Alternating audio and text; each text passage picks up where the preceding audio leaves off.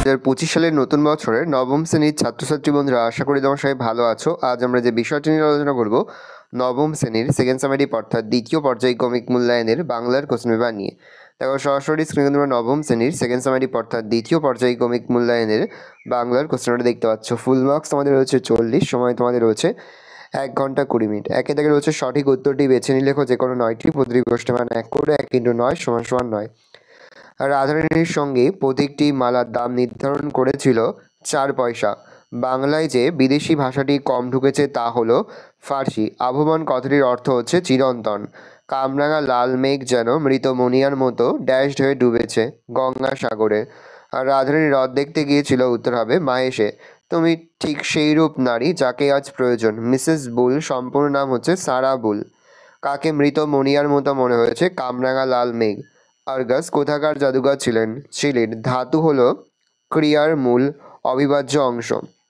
সূর্য শব্দটি তদ্ভব, অর্থ তৎসম, তৎসম দেশি শব্দ তৎসম। 2 থেকে রয়েছে কম বেশি। 15টি শব্দে উত্তর দাও যে কোনো 8টি প্রশ্নের মান 1 করে 1 × 8 = 8। রাধারানী গল্পে যে নোটের কথা এসেছে তাতে কার নাম লেখা ছিল? রাধারানী গল্পে যে নোটের কথা এসেছে তাতে রাধারানীর নাম এবং দাদা রুক্মিণী কুমার রায়ের নাম লেখা ছিল।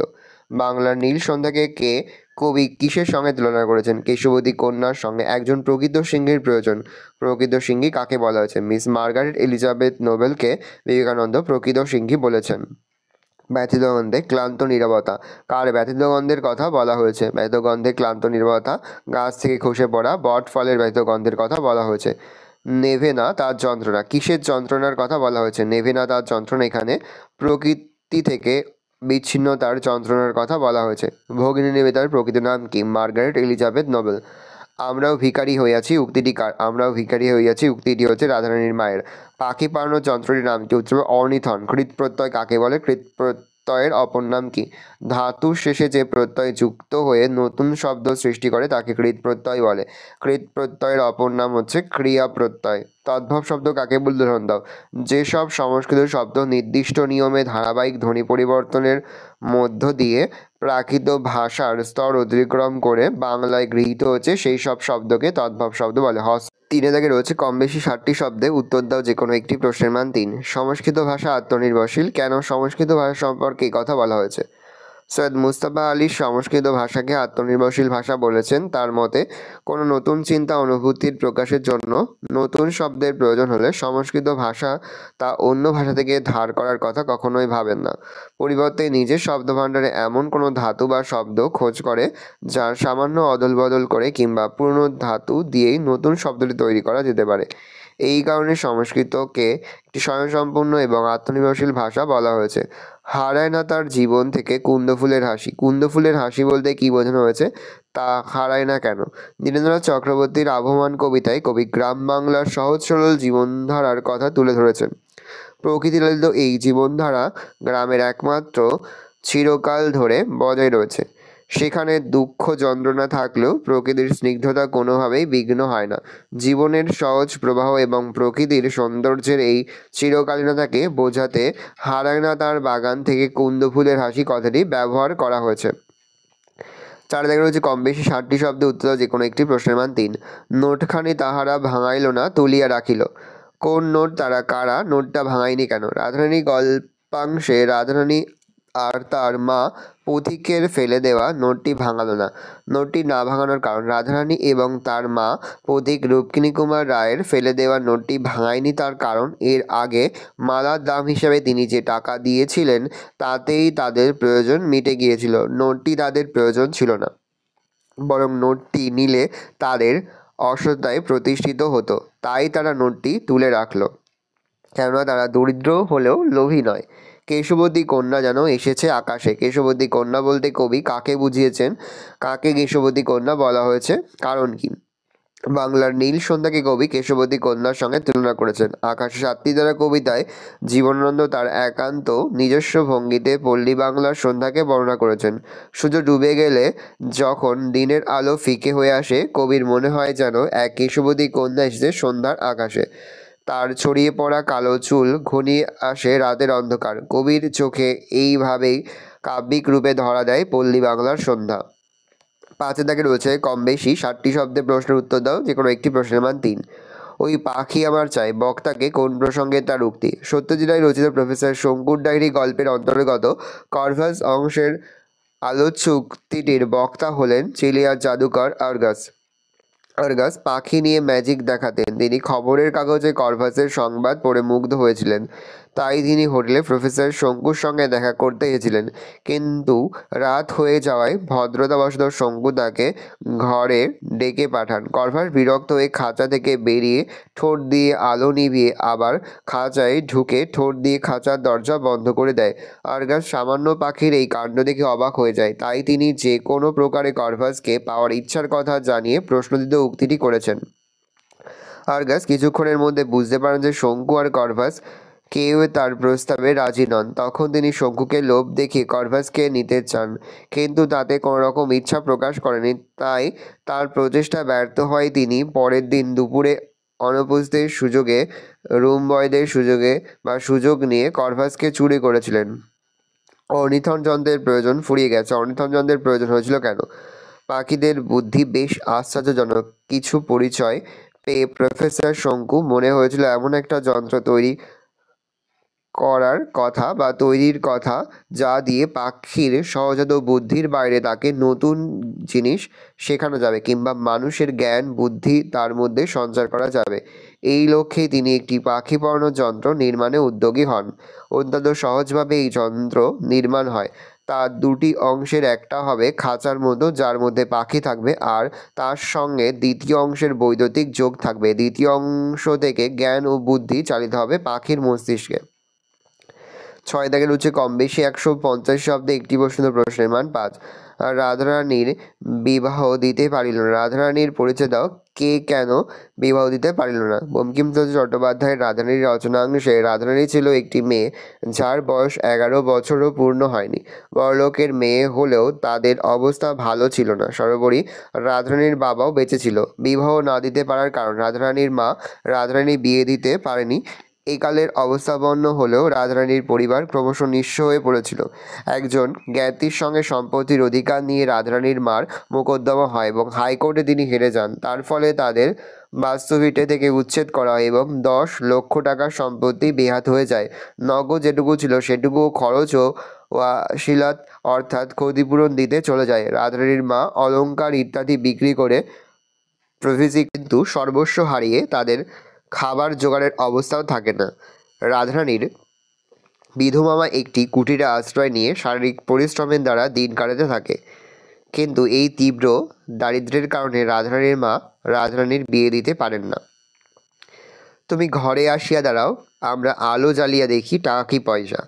বক্তা কখন এই মন্তব্য করেছেন? আলো জ্বালার পরের ঘটনা উল্লেখ করো। বঙ্কিমচন্দ্র চট্টোপাধ্যায়ের রাধারানী গল্পাংশে রাধারানীর কাছে তার ফুলের মালার যাবতীয় কথা শুনে পথিক ভদ্রলোকটি সদয় এবং বাড়ির বিগ্রহকে পড়ানোর জন্য মালাটি কিনে নিতে চায়। রাধারানী দ্বিধা সত্ত্বেও শেষ পর্যন্ত মালাটি বিক্রি করে। পথিক ভদ্রলোকটি মালার দাম হিসাবে 4 পয়সা দেয়। সেই পয়সা হাতে নিয়ে রাধারানীর বেশ বড় লাগে, টাকা বলে মনে হয়, কিন্তু পথিক ডবল পয়সা বলে রাধারানীকে আশ্বস্ত করে। কিন্তু রাধারানী এতে সম্পূর্ণ ভরসা করতে পারে না। তাই সে নিজের কুঠিরের দরজার উপস্থিত হয়ে পথিককে অপেক্ষা করতে বলে। উদ্দেশ্য ছিল প্রদীপের আলো জ্বেলে মুদ্রাগুলি পরীক্ষা করা। ঘরে তেল না থাকায় রাধারানী চালের খড় টেনে তাদের চকমকি ঠুকে আগুন জ্বালায় এবং দেখে যে তার অনুমানই ঠিক। মালার মূল্য হিসাবে তাকে টাকা দেওয়া হয়েছে, পয়সা নয়। রাধারানী বাইরে এসে পথিকের খোঁজ করে, কিন্তু দেখে যে সেই ব্যক্তি চলে গিয়েছে। মায়ের কাছে রাধারানী তার কি করা উচিত জানতে চাইলে রাধারানীর মা বলে যে দাতা ব্যক্তি তাদের দুঃখ শুনে দান করেছেন, তাই তারা সেটা গ্রহণ করবে। সায়দাগে রয়েছে কম বেশি 150 শব্দে একটি প্রশ্নের মান 5। ফুরোয় না তার কিছুই ফুরোয় না। এখানে কি না ফুরোনোর কথা বলা হয়েছে, কেন কিছুই ফুরোয় না? না ফুরোনোর বিষয়। নীরেন্দ্রনাথ চক্রবর্তীর আবহমান কবিতায় প্রকৃতির কাছে ফিরে যাওয়ার জন্য মানুষ যে চিরকালীন আকাঙ্ক্ষা, তা না ফুরোনোর কথা এখানে বলা হয়েছে। মানুষের গ্রাম্য সভ্যতার পতন। অনেক বছর আগে মানুষ যখন গ্রাম বাংলায় এসেছিল এবং ঘর বেঁধেছিল, তখন সেই চেষ্টার সঙ্গে যুক্ত ছিল গভীর ভালোবাসা। এ দেশের মাটি বাতাসের সঙ্গে একাত্ম অনুভব করেছিল সে। কিন্তু পরবর্তীকালে মানুষ ক্রমশ শহরমুখী হয়েছে। নগর সভ্যতার সুযোগ সুবিধার স্বাচ্ছন্দ্য তাকে আকৃষ্ট করেছে। শহর জীবনে মানুষ সমৃদ্ধি পেলেও শান্তি পায়নি, বরং যন্ত্র সভ্যতার ক্রমাগত চাপে সে ক্লান্ত হয়ে পড়ে। তার আশ্রয় হয়ে ওঠে বাংলার প্রকৃতি আর সেই প্রকৃতির ছন্দে গাঁথা জীবন। সে যেন যখনই সুযোগ পায় আবার ফিরে যায় এই প্রকৃতিলালিত জীবনে। তার আশার পটভূমি তৈরি করে রাখে উঠোনের লাউ মাচা, সন্ধ্যার বাতাসে দুলতে থাকে ছোট্ট ফুল। পুরো জীবনের চেনা ছন্দে ফিরে আসার পরিপ্রেক্ষিতেই কবির মনে হয়েছে কোনো কিছুই শেষ হয়ে যায় না। বাগানের কুন্দ ফুলের হাসি থেকে শুরু করে সূর্যটা ধীরে ধীরে ছায়া নামা, সন্ধ্যাবেলা নদীর বাতাসের বয়ে চলা, কিছুই শেষ হয় না। যেমন শেষ হয় না সেই প্রকৃতির কাছে ফিরে আসার জন্য মানুষের আকুলতা। পৃথিবীর কোনো পথ এই কন্যারে দেখেনি। ওইখানে কোন কন্যার কথা বলা হয়েছে, কবির এরূপ ভাবনার কারণ কি? বাংলার সন্ধ্যার আকাশে কেশবতী কন্যাকে কবির কোনো পথ দেখেনি বলে কবির মনে হয়। আকাশে সাতটি কবিতায় কবি ঘাসের ওপর বসে পল্লী বাংলার দিন ও রাত্রির সন্ধিক্ষণের সন্ধ্যাকে নিবিড়ভাবে উপলব্ধি করেছেন। তার মনে হয় সূর্য অস্ত যাওয়ার পরে যেন এক এলোকেশী কন্যার আবির্ভাব হয় বাংলার আকাশে। তার ছড়িয়ে পড়া চুল ছুঁয়ে নেমে আসে অন্ধকার। কবির কল্পনার এই কন্যা আসলে বাংলার সন্ধ্যা প্রকৃতি। রূপসী বাংলার মতো সৌন্দর্য পৃথিবীর আর কোথাও নেই, তাই আর কেউ এই কন্যাকে দেখেনি। আর দাগে রয়েছে যে কোনো একটি প্রশ্নের মান 5, ভাবার্থ লেখো। দেখে নাও। পরে রয়েছে 8-2 সারাংশ লেখো। পরে রয়েছে ভাবার্থ লেখো। এই রয়েছে টোটাল তোমাদের সেকেন্ড সামারি অর্থাৎ দ্বিতীয় পর্যায়ক্রমিক মূল্যায়নের নবম শ্রেণীর বাংলার কোশ্চেন পেপার। ভালো তোমরা প্রশ্নটা দেখে নাও। নবম শ্রেণীর সম্পূর্ণ অধ্যায়ভিত্তিক সাজেশন দেখে নাও, যে প্রশ্নগুলো তোমরা পড়বে। প্রথম বিষয় তোমাদের নবনব সৃষ্টি। এখান থেকে যে প্রশ্নগুলো পড়বে, শর্ট কোশ্চেনগুলো দেখে নাও। এখান থেকে বড় প্রশ্ন পড়বে, সংস্কৃতকে স্বয়ংসম্পূর্ণ ভাষা বলতে কারোর কোনো আপত্তি থাকার কথা নয়। স্বয়ংসম্পূর্ণ শব্দের অর্থ লেখো। সংস্কৃত কেন স্বয়ংসম্পূর্ণ ভাষার মর্যাদা পেতে পারে? পরের প্রশ্ন, রচনার ভাষা তার বিষয়বস্তুর উপর নির্ভর করে। কয়েকটি উদাহরণ সহযোগে বিষয়টি বুঝিয়ে লেখো। সুতরাং ইংরেজি চর্চা বন্ধ করার সময় এখনও আসেনি। বক্তার বা বক্তব্যের সমর্থনে যুক্তিবিন্যাস করো। বাঙালির চরিত্রে বিদ্রোহ বর্তমান, এই প্রসঙ্গে তোমার মত উপযুক্ত উদাহরণ সহ প্রতিষ্ঠা করো। সংস্কৃত ভাষা আত্মনির্ভরশীল, নবনব সৃষ্টি প্রবন্ধে প্রাবন্ধিকের এমন মন্তব্যের কারণ বিশ্লেষণ করো। পরের প্রশ্ন পড়বে, সংস্কৃতকে স্বয়ংসম্পূর্ণ ভাষা বলতে কারোর কোনো আপত্তি থাকার কথা নয়, কেন প্রাবন্ধিক এমন মনে করেন যুক্তিসহ আলোচনা করো। পরের প্রশ্ন, বর্তমান যুগে ইংরাজি ও বাংলা আত্মনির্ভরশীল নয়, প্রাবন্ধিকের এমন মন্তব্যের কারণ কি? তাছাড়া পড়বে, বাঙালির চরিত্রে বিদ্রোহ বিদ্যমান, কীভাবে বিষয়টিকে প্রাবন্ধিক ব্যাখ্যা করেছেন। আর পড়বে, ইংরেজি চর্চা বন্ধ করার সময় এখনও আসেনি, প্রাবন্ধিক কীভাবে এই সিদ্ধান্তে উপনীত হয়েছেন। তাছাড়া পড়বে, ইংরেজি চর্চার বন্ধ করার সময় এখনও আসেনি, কেন লেখক এই কথা বলেছেন। এর পাশাপাশি তোমরা আরও একটি প্রশ্ন পড়ে রাখবে, রচনার ভাষা তার বিষয়বস্তুর ওপর নির্ভর করে, বিষয়টিকে নবনব সৃষ্টি প্রবন্ধে কীভাবে ব্যাখ্যা করা হয়েছে। পরের বিষয়ে তোমাদের আকাশে সাতটি তারা দেখে নাও। এখান থেকে যে শর্ট কোশ্চেনগুলো সেগুলো পড়বে। তাছাড়া পড়বে, আকাশে সাতটি তারা যখন উঠেছে তখনকার প্রকৃতির রূপ আকাশে সাতটি তারা কবিতায় কীভাবে ফুটে উঠেছে আলোচনা করো। আসিয়াছে শান্ত অনুগত বাংলার নীল সন্ধ্যা, বাংলার সন্ধ্যাকে শান্ত অনুগত বলা হয়েছে কেন? আকাশে সাতটি তারা যখন ফুটে উঠেছে আমি পাই টের, আকাশে সাতটি তারা ফুটে উঠলে কবি কী টের পান? আমি এই ঘাসে বসে থাকি, কে কখন ঘাসে বসে থাকেন? এই ঘাস বলতে তার কোন বিশেষ অভিব্যক্তি প্রকাশিত হয়েছে? যেন মৃত মণিয়ার মতো, কার সঙ্গে মৃত মণিয়ার তুলনা করা হয়েছে? তুলনাটি যথাযথ বিচার করো। পৃথিবীর কোনো পথ এই কন্যারে দেখেনি কবি কন্যা কাকে বলেছে, সেই কন্যার রূপ বর্ণনা কবিতা অনুসরণে লেখো। তাছাড়া পড়বে, কেশবতী কন্যা যেন এসেছে আকাশে, কেশবতী কন্যা বলতে কবি কাকে বুঝিয়েছেন এবং কেশবতী কন্যা বলার কারণ কী। পরের বিষয়টা হচ্ছে আবহমান। এখান থেকে যে প্রশ্ন উত্তরগুলো পড়বে দেখে নাও। যা গিয়ে ওই উঠোনে তোরা দাঁড়া, উঠোনে গিয়ে দাঁড়ালে কী চোখে পড়বে? ফুরোয় না সেই একগুঁয়েটার দুরন্ত পিপাসা। একগুঁয়েকে তার কোন পিপাসাকে কেন দুরন্ত বলা হয়েছে? যা গিয়ে উঠানে তোরা দাঁড়া শীর্ষক স্তবকটি আবহমান কবিতায় কতবার ব্যবহৃত হয়েছে? এই পুনরাবৃত্তির কারণ কী বলে তোমার মনে হয়? তাছাড়া পড়বে, হারায় না তার বাগান থেকে কুন্দ ফুলের হাসি, এই উক্তিটির মধ্যে দিয়ে কবি কোন জীবন্ত সত্যকে তুলে ধরেছেন। তাছাড়া তোমরা আরও একটি প্রশ্ন পড়বে, ফুরোয় না তার কিছুই ফুরোয় না। এখানে কি না ফুরোনোর কথা বলা হয়েছে, কেন কিছুই ফুরোয় না। পরের প্রশ্ন পড়বে, নোটে গাছটা বুড়িয়ে ওঠে কিন্তু মুড়োয় না। নোটে গাছের প্রসঙ্গ এসেছে কেন, তা বুড়িয়ে ওঠা কিন্তু মুড়োয় না যাওয়ার বিষয়টি ব্যাখ্যা করো। পরের বিষয় তোমাদের চিঠি। এখান থেকে শর্ট কোশ্চেনগুলো পড়বে, দেখে নাও। তোমরা পড়বে, পাঠ্য চিঠিটি মিস নোবেলকে স্বামী বিবেকানন্দ কবে কোথা থেকে লিখেছেন। স্টাডির একখানি চিঠি কাল পেয়েছি। স্টাডির পরিচয় দাও। তবে অবশ্য তোমাকে শতবার স্বাগত জানাচ্ছি। উদ্দিষ্ট ব্যক্তির শতবার স্বাগত জানানোর কারণ কি? তোমাকে একটু সাবধান করার দরকার। বক্তা কোন বিষয়ে সাবধান বাণী উচ্চারণ করেছেন? তার সঙ্গে বনিয়ে চলা অসম্ভব। কার সঙ্গে কেন বনিয়ে চলা অসম্ভব বলে পত্রলেখক মনে করেন?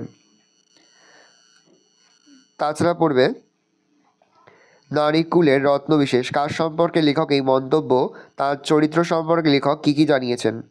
আমাকে আমরণ তোমার পাশেই পাবে উক্তির আলোকে বক্তার চরিত্রের পরিচয় দাও। তাছাড়া তোমরা পড়বে, একজন প্রকৃত সিংহীর প্রয়োজন। কাকে উদ্দেশ্য করে কথা বলা হচ্ছে? বক্তা কাকে প্রকৃত সিংহী বলেছেন? কর্মে ঝাঁপ দেওয়ার পূর্বে বিশেষভাবে চিন্তা করো। কে কোন কর্মে ঝাঁপ দিতে চান? ঝাঁপ দেওয়ার পূর্বে কেন বিশেষভাবে চিন্তা করা দরকার? তোমাদের রয়েছে রাধারানী। এখান থেকে যেগুলো পড়বে দেখে নাও, যে শর্ট কোশ্চেনগুলো সেগুলো সবগুলো পড়বে। তাহাদিগের অবস্থা পূর্বে ভালো ছিল, পরবর্তীকালে তার দুর্দশার কারণ কি? তাহারা পরের বিষয়ে তোমাদের রাধারানী দেখে নাও। এখান থেকে শর্ট কোশ্চেনগুলো সেগুলো পড়বে। তাছাড়া বড় প্রশ্নগুলো পড়ে দেখে নাও। তাহাদিগের অবস্থা পূর্বে ভালো ছিল, পরবর্তীকালে তাদের দুর্দশার কারণ কি? তাহাতেই মার পথ্য হইবে। রাধারানী কীভাবে মায়ের পথ্য জোগাড়ের চেষ্টা করেছিল? আগত রাধারানী কাঁদতে কাঁদতে ফিরল। কোন পরিস্থিতিতে কাঁদতে কাঁদতে রাধারানী বাড়ির পথ ধরল? তুমি কোথায় গিয়েছিলে? এই প্রশ্নের উত্তরে রাধারানী কী বলেছিল? রাধারানীর আনন্দ হইল। কোন কথা রাধারানীর আনন্দ হয়েছিল?